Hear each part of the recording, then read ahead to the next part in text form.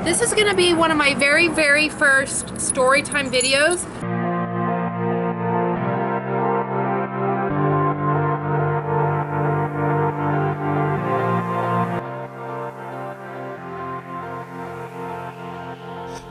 I have never done a Storytime video where I just sit and tell a story about something that's happened in my life. Learning and growing. Hopefully not this way.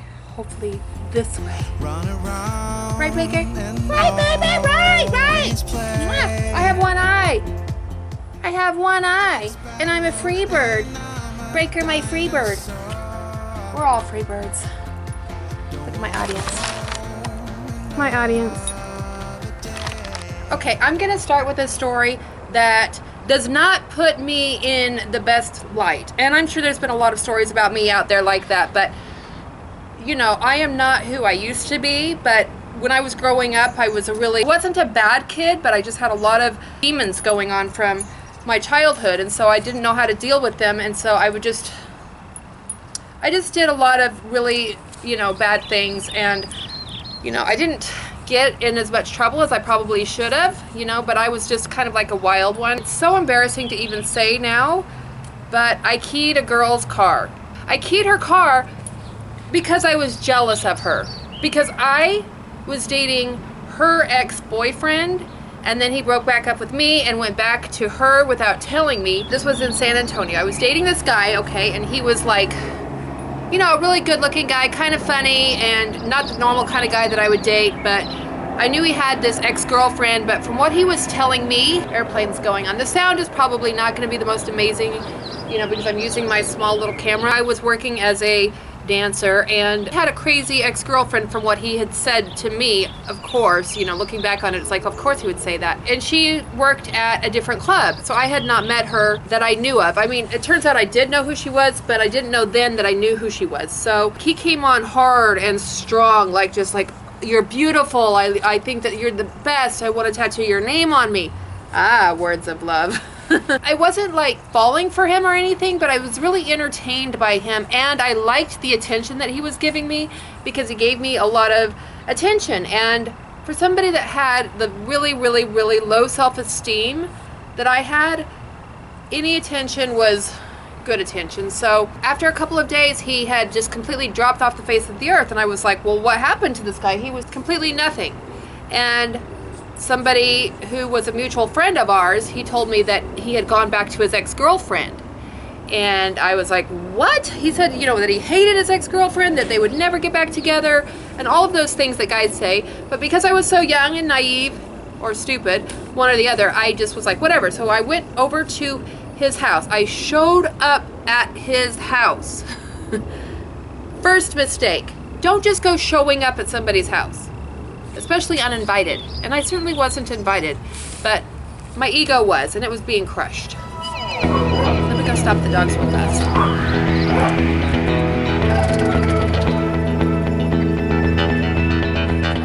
The door was unlocked because I rang the doorbell, there was no answer. But there was a car out in the driveway that was not his, and it was, you know, pretty obviously a girl's car. It had, you know, the pink license plate and all of that. So I thought, oh, great. He's going out with somebody else. And let me remind you, I was not in an exclusive relationship with this person. I was a stripper who was strung out on drugs, who had a lot of dreams, but no way or know-how of going after anything. And all of my time was spent on these little bitty whirlwind dramas that would go on like all around me all the time. And I would just get into them. So I went into the house and I went to his bedroom, and the door was locked. And I started pounding on the door like a psycho. And I was like, I know you're in there, I know you're in there. And I heard a girl in there. I heard like a, hey, or then something was quiet. And I was like, they're in there. I totally know that they are in there. And then I started walking back out, and his roommate walked up, and he's like, oh yeah, they got back together yesterday. And I was like, well, you know, he could have told me. This was such BS and blah, blah, blah, blah, blah. I got really pissed off, and I walked out of the house, and I saw her car, and I just grabbed my keys, and I just went, down the side of her car. And I remember while doing it, that feeling of you're damaging property, you were damaging. So it turns out after that this girl, she was also a dancer, that she moved over and started working where I was working, and so we were both dancing in the same place. And the thing that we had in common was we both loved cocaine. So when I saw her and when she saw me, we'd be like, hey, we'd help each other out and give each other cocaine. Weird, strange relationship, I know, but she was always really nice to me when she wasn't threatening to beat me up and when I wasn't, you know, ruining her car. So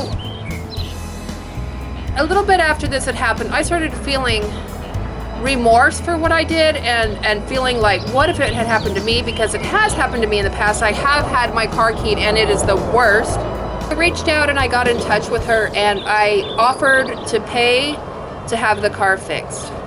And this was during a time when I didn't have a lot of money because I was dancing and I was barely trying to get by. I had a drug addiction and I was working late nights and I didn't do very well because I was always wasted.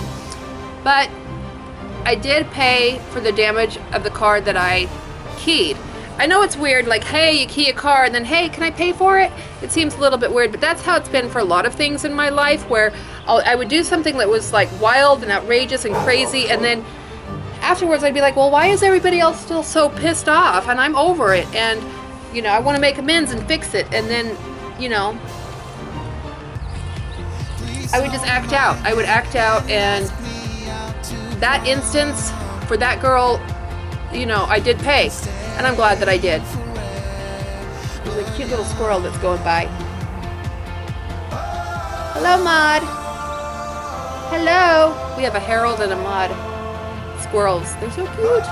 Cute Maud. So, this girl is still on my Facebook today. I don't know if she's going to click and watch this video. She's probably really disinterested in anything that I am doing now today out here in Los Angeles. Far, far, far away, and years and years and years away from those crazy times. Like, all I remember about those times were like going to eat after work. We would go to like this Taco Cabana place. Everything was just really lonely, and because somebody was giving me attention and because I felt threatened that that was going to be taken away, I reacted, and that's why I reacted like that. It was a very immature reaction, and I have a thing against people who damage property now, because that's something that I used to do. I used to do it a lot. I damaged property as a way to like act out. So I've had to fix up and pay for and make amends for a lot of property and things that I've damaged along the way. That's including friendships and everything else too, because, you know, it wasn't like I was Miss Congeniality. But, you know, all I can do about my past is not close the door on it, not regret it, but to learn from it. And, you know, I forgot about paying her for the key job I did, but I did remember keying her car.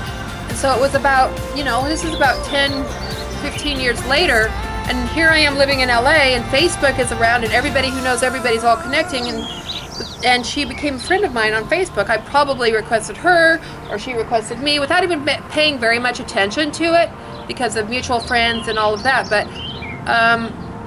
we talked a little bit back and forth on Facebook, and she told me, she's like, about it, she reminded me, and I was like, oh my gosh, I'm so sorry that I did that to your car. I mean, what an asshole. What an asshole I am. And she was like, you know, she goes, well, yeah, it sucked, but you paid for it. And I did not remember that. So that's also a lesson, is that we can sometimes remember all of the really bad things that we've done in our lives, but we've probably done some good things that we forgot all about in the midst of the deep darkness. That's my story. That's the story about me keying another girl's car and being a complete psycho bitch. That was me. I'm not going to ever pretend like I'm something that I'm not. I'm not going to ever pretend like I was not this person, because I don't know. I just feel like I was really lost. I was really lost. I was really lonely. I really wanted attention. that probably hasn't changed, but it's the ice cream truck. So I'm gonna go on this story time. If you liked this story, put it in the comments and put what your thoughts are, and tell me some of the things that you think are really wild and crazy that happened to you.